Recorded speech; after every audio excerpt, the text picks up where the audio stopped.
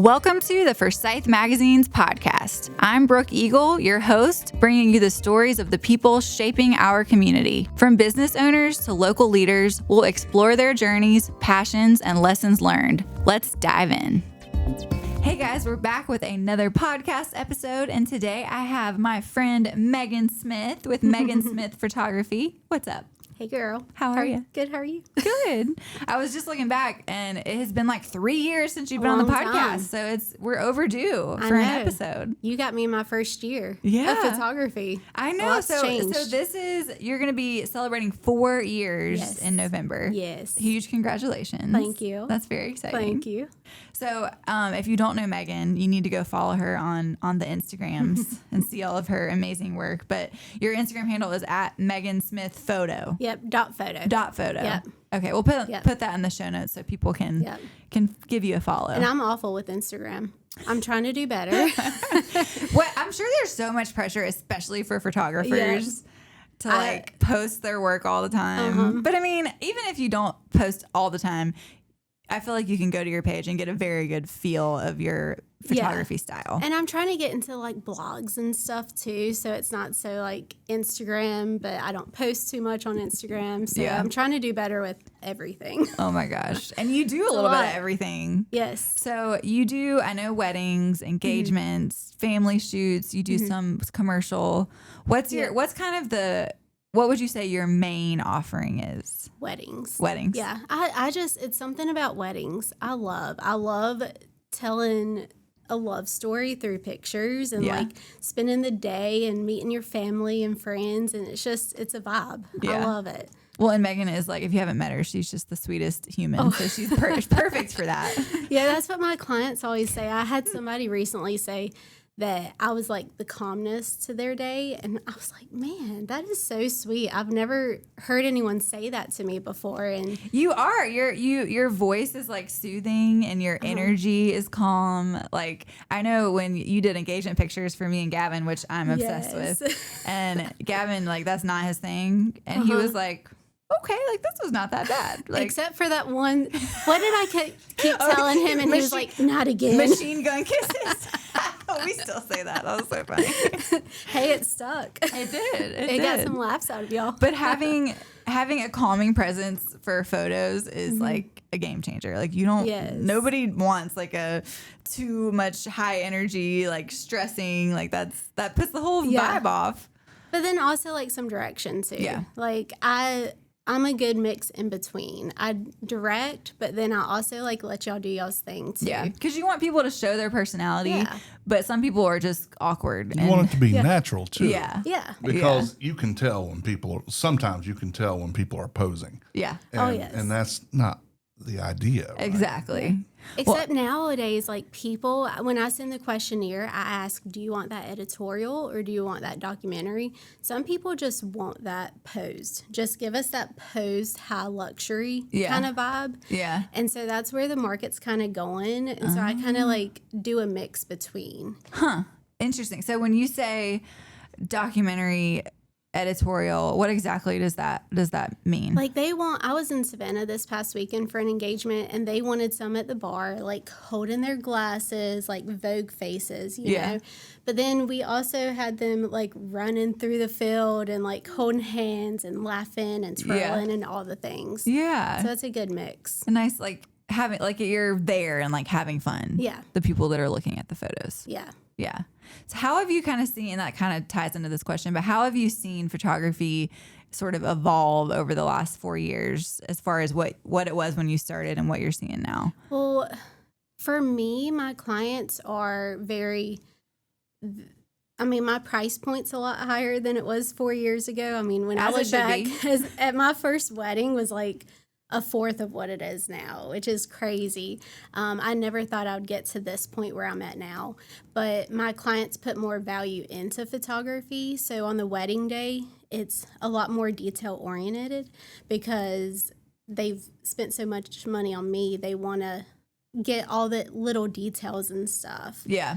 And back 4 years ago, really, just show up, take the picture, you know? That's so funny. What are some, if we have any brides to be who are maybe they just got engaged or they're just starting to start the wedding planning, or maybe they're even closer to the wedding, what are some tips you would give as a photographer that you see brides kind of like things they missed or things you wish they would do? Definitely hire a videographer. Yeah. That's one thing I wish I would have done for my wedding. We had a family friend do it, and actually not a family friend, my aunt, and she just focused on Jeff the whole time, and I'm nowhere in the video. Don't worry about the bride.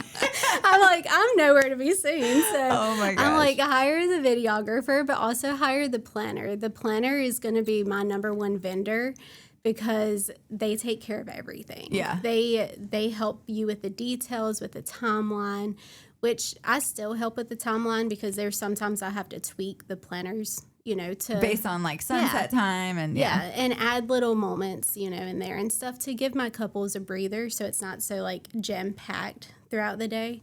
That's such a good point, because it's not a photo shoot. No, the wedding. You're spending a lot of money for your friends and family, and this is the only time they're all there together in the same room. Yeah. And so what I like to do with my timelines, I break it up. So after the ceremony, we do our family photos, our bridal party, 10, 15 minutes portraits of you guys, and then you're going to your cocktail because you want to hang out with your people. And then I'll snag you at sunset later on, and 10 minutes while everyone's eating, do some more portraits. And you're getting, the candid shots throughout the whole process, which is what, in my mind, are like the most treasured moments a lot of times. If somebody's crying, I'm capturing that. And I'm cropping to that tear in your gallery. So as a wedding photographer, what's your favorite part of weddings? The ceremony. Yeah. I love the ceremony. Seeing the different cultures and how everyone just does it differently, but also like the first kiss, everyone like celebrating. It's just, I love it. Yeah. I love it. Oh, that's sweet. Yeah, 4 years of weddings. I'm sure you've seen quite a few. Yes. Have you ever done like an Indian wedding or like other different cultures? Not my own. I've second shot with somebody. Yeah. And I was there for one day, and it's all weekend. Yeah. So I didn't do the full weekend. They just needed me to help with that one day. And it's a different, all their little traditions. Yeah. It's crazy. So cool. And it's such a vibe. Like the hype is just unreal. Yeah. It's so good. That's so cool. So, and you've done some traveling for weddings too. Where have you traveled? Italy. Very I went cool. to Italy last year. And then I've done some Charleston weddings here recently. So yeah, Italy. That is so cool. I know. Do you have any more abroad weddings coming up? No, I don't. It was hard being away from the kids. I was going to say, you have a famme. That's probably tricky. Yeah, like I would love to. I was asked for an inquiry, and I was like, I can't. Yeah. The girls had a hard time with me being gone for a week. So yeah. They're so just you at that have age. 2 girls. How old are the girls? 5 and 7. Oh, precious. So, and they are my little mini-me's. So They're cute. obsessed with me. So if I'm out of their sight for like 5 minutes, where's mommy? Do either one of them want to be photographers when they grow up? My oldest does. That's cute. My oldest, she and I took her to shoot with me last year because it was her best friend, her family, like extended family session. And she got her little camera and was taking pictures and stuff. That's so sweet. And then my youngest, she wants to be a veterinarian. So I'm like, okay, we're going to have to save up some money. Well, how boring is that?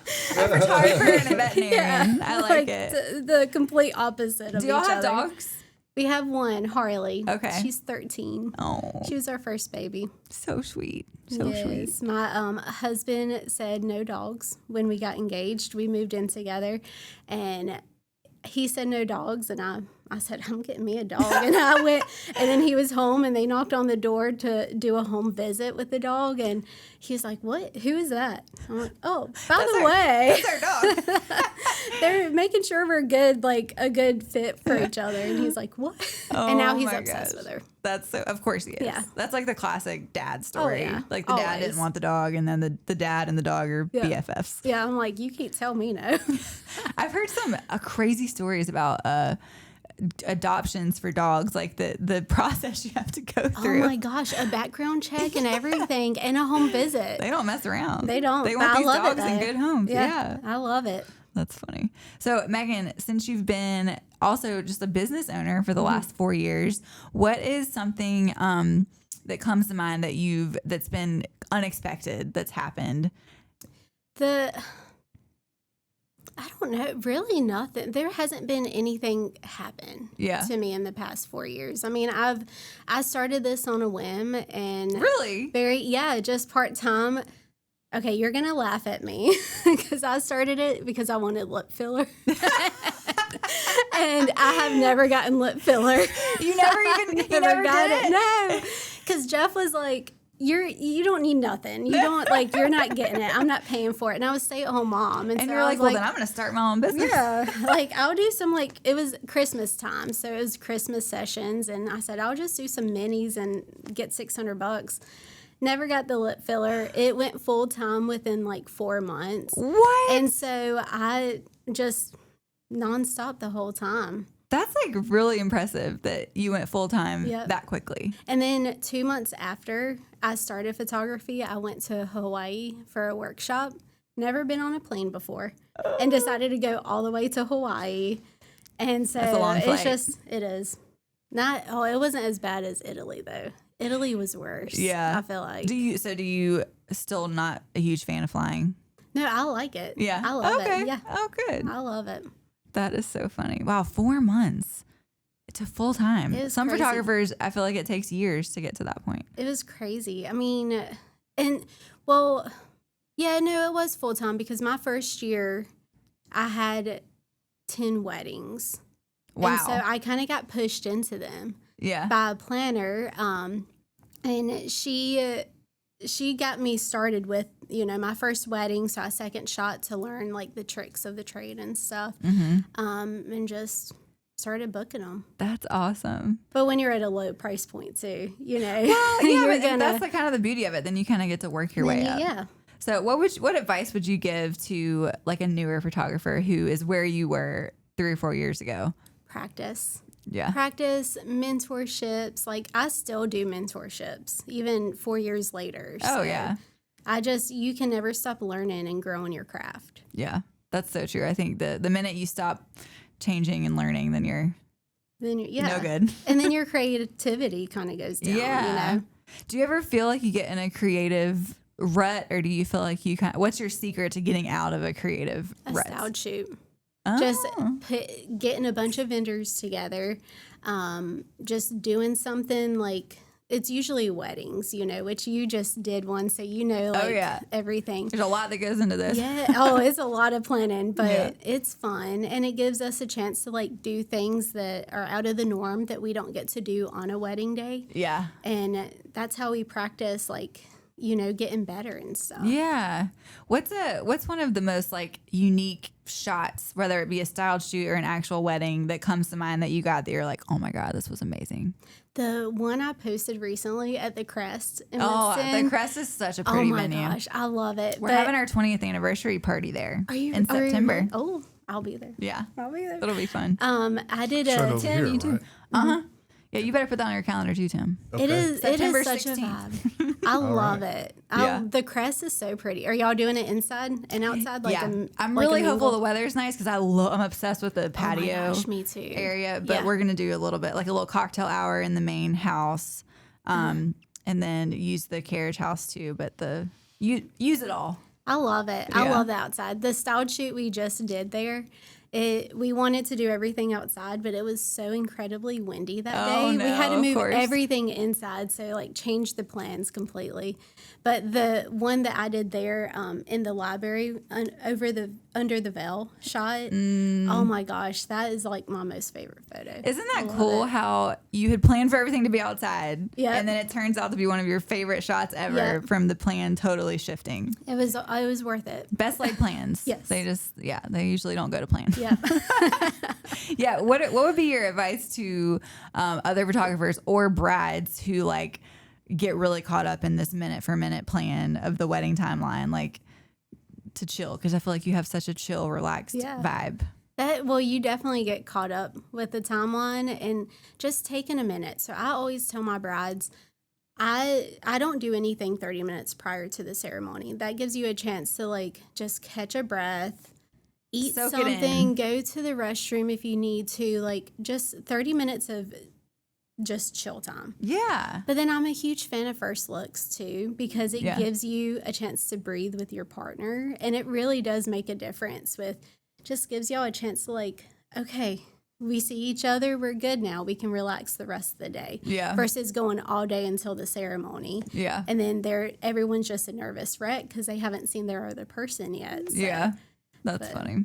We opted not to do a first look, but I see pros and cons. What to is both. a first look? So it's when you see, when you take pictures and see your partner before the ceremony. Okay. But I have brides who opt to not do a first look. We didn't do a first look either. Yeah. But I always suggest doing a first touch just so you can talk to each other, because it really does calm the nerves. Yeah. For the day. I can see that. Yeah. I've had a bride who was just panic attacks. Oh. And so I was like, let's just do a first look. You know, you won't see him, just to talk to him. Yeah. It calmed her so much. Oh, that's good. I'm like, anything that makes them feel better. Yeah. That's why we're doing an itty bitty ceremony, because I think I would be a nervous wreck if there was going to be like hundreds of people oh my gosh. watching me. Yeah. Walking down the aisle. Yeah. No thanks. What's the largest wedding that you've done? 250. Yeah. And I have one coming up in June that's about 250 as well. Yeah. So that's the largest. I feel like weddings are trending to be a little bit smaller. Do you think that? I'm starting to see that a lot more. Yeah. And I love it. Yeah. I love the smaller weddings. Because you get to hang out with your people. Like, you get to have a moment with everybody versus 200 and some people. You're probably not going to have a moment with 200 people. Or you'd be a very busy person. Sure. That would drain. That drains my social battery just thinking about doing that. Me too. Well, Megan, anything exciting coming up in the Megan Smith photography world? No, wedding season's full swing. It's full swing. I have 4 more weddings and then I'm done for the summer. Okay. I always take the summer off because the kids are out of school. Oh, good for you. During breaks, I just don't work as much. I still work, just not as much. Yeah. But fall, I have some really pretty weddings coming up. So awesome. And you just did a branding shoot that turned out so good. Yes. I know it's probably tricky as a photographer, like, you don't love being on the other side of the camera necessarily, but your branding pictures turned out so good. Oh, they did, which Ellie did them. And I've known her for so long that I'm just comfortable. She's done our family since she started photography. Yeah. So my oldest is 7 years old. So we've known her for almost 8 years. Oh, I love that. With Savannah's newborns and stuff. So. Yeah. But yeah, it's important to be comfortable in front of the camera. So hiring somebody who you are comfy with, like, it makes the difference. Well, and it's important as a photographer for you to also show your face. And because, it's nice to go on a photographer's page and be like, oh, this is the actual photographer. Because a lot of times you're like, well, where's the photographer? Who am I hiring? Because you're so busy posting all of your work, which is also important. But I think you do a really good job of kind of balancing both. It's like you want to see the chef taste his food. Yeah. Because can it be trusted if he won't eat it? Yeah, that is true. Exactly. Yeah. My last question before we wrap things up? What's a tip that you have for people that are just in general in front of the camera, like something that you see people do often that you're like telling them not to do because it's not a flattering pose or something? That's a hard one because with all the different body types and stuff, sure. like I'm always telling like the women, prop your leg out, like chin up a little bit more, stand up slouch. I guess that's the one thing posture. that people, which I'm awful about. Like I'm over here slunched over. Let me straighten up. It happens gradually. I feel like I start here and then it just kind of. And when you get more comfortable, you're yeah. But no, and my biggest thing I'm always telling guys phones out of pockets. Oh, like, yeah. Always. And then, like, keys, everything. Yeah, because you can see it. Yeah, you can. Yeah. And then I'm, like, cursing you when I'm editing. Like, I have to edit that out somehow. Had to edit this phone out of every single photo.